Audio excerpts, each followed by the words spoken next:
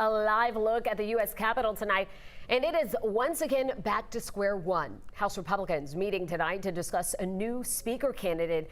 9 men now vying for the job, including Georgia Congressman Austin Scott. But it's still unclear if any of them have the support needed to win the job, or at least a shot at it. Austin Scott represents the 8th Congressional District, which includes Middle and South Georgia.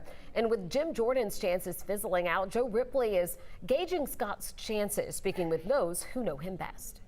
7th-term Georgia Congressman Austin Scott of Tifton is at the center of a heated, weeks-long process to select the next Speaker of the House. Before making it to Capitol Hill, Congressman Scott made a few friends, made a name for himself in Georgia politics, and made a reputation for himself here at the Georgia State Capitol. Austin Scott's one of the most character-based legislators I ever served with. He's an honest, decent man. Former Georgia House Minority Whip Earl Earhart calls Scott a friend.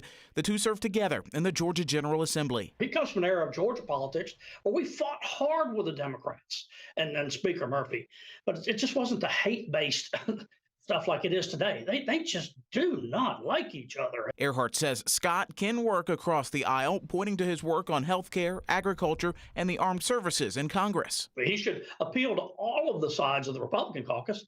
His conservative bona fides are, they're not in question. Austin Scott is a South Georgia Republican, and any person who questions his commitment to movement conservatism is just wrong. I see him probably competing most closely with Tom Emmer, the majority whip. Emory University political science professor Dr. Andra Gillespie says Scott must stand out among 8 other GOP congressmen vying for Speaker. Scott voted to certify the 2020 election results, a move unpopular with some of the far-right Republican members of Congress. I suspect that he might be trying to bridge the gap between the ultra-conservative factions of the Republican caucus and the more establishment caucus. And there's urgency now to elect a Speaker, Gillespie says, with billions in aid being held up and a looming government shutdown in less than a month without a permanent Speaker. In Atlanta, Joe Ripley, 11 Alive News.